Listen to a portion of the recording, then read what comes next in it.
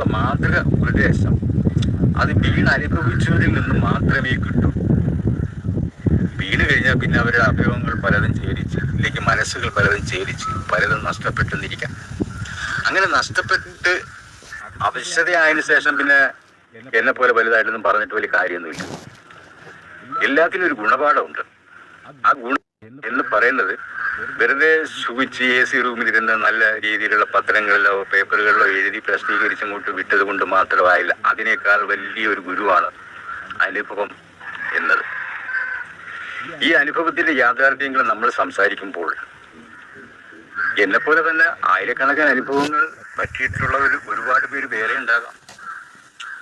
അവരും നമ്മളോടൊപ്പം സഹകരിച്ച് അങ്ങനെ യൂട്യൂബിന്റെ ഈ ലൈവ് എന്നുള്ള ആ 100 പേര് സംസാരിക്കുമ്പോൾ 10 പേരെങ്കിലും നല്ല കാര്യത്തിന് വേണ്ടിയിട്ട്, മനുഷ്യന് ഗുണപാഠം ഉണ്ടാകുന്നതിന് വേണ്ടിയിട്ട് സംസാരിക്കുകയാണെങ്കിൽ അത് നല്ലതല്ലേ? നമ്മൾ കണ്ടമാനം ലൈക്കുകൾ വാരിക്കൂട്ടിയിട്ട് എന്ത് നേടാനാണ്? സുഖമാണോ, ചോറുണ്ടോ, എന്നൊക്കെ ചായ കുടിച്ചോ എന്നൊക്കെ ചോദിച്ചത് കൊണ്ട് എന്താണ് പ്രയോജനം? നമുക്ക് അങ്ങ് അകലെയുള്ളവർക്ക് ഒരു ചായയോ അല്ലെങ്കിൽ ഒരു നേരത്തെ ഭക്ഷണമോ മേടിച്ചു കൊടുക്കാൻ പോലും കഴിയില്ലല്ലോ.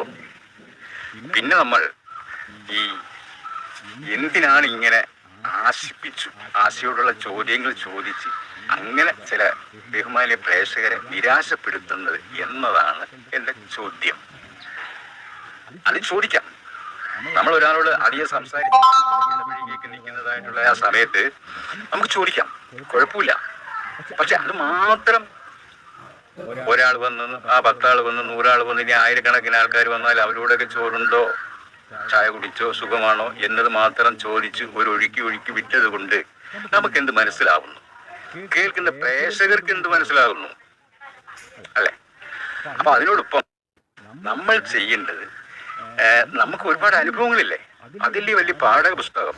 അല്ല നമ്മൾ വലിയ വ്യക്തിപരമായ വലിയ പുരോഹിതന്മാർ എഴുതിയ കണക്കുള്ള ഗ്രന്ഥങ്ങളോ ഒന്നും എഴുതിയിട്ടില്ല, ഗ്രന്ഥകർത്താക്കളൊന്നും അല്ല. എന്നാൽ അതിലൊരു വലിയ ഗ്രന്ഥകർത്താവ് എന്നുള്ളത് ഓരോ മനുഷ്യന്റെ അനുഭവം എന്ന ഗുരുവാണ്.